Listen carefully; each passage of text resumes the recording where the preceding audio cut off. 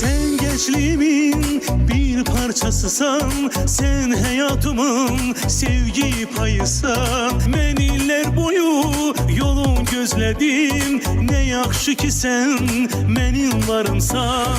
Bu sevda bitmez, geçse de zaman, bir ömür boyu seninle varam. Tut ellerimi, dinle sesimi, sen benim eşkim, sirli bir dünya.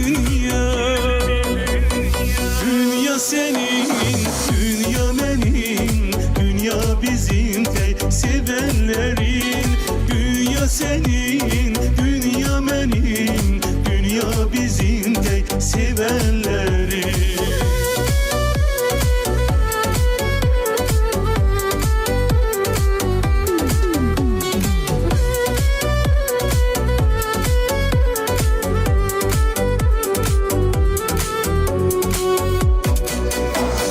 Çok sevenleri görüp bu dünya, bizim eşkimiz coşan bir derya.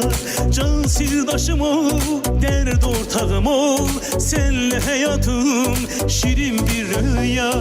Bu sevda bitmez, geçse de zaman, bir ömür boyu seninle varam.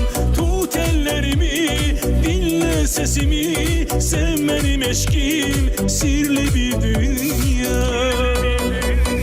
Dünya senin, dünya benim, dünya bizim tek sevenlerin.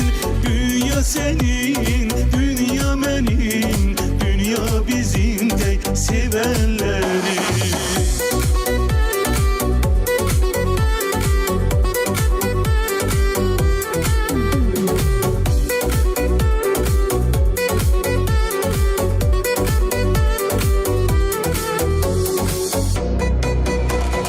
Dünya senin, dünya benim, dünya bizim tek sevenlerin. Dünya senin, dünya benim, dünya bizim tek. Dünya senin, dünya benim, dünya bizim tek sevenlerin. Dünya senin,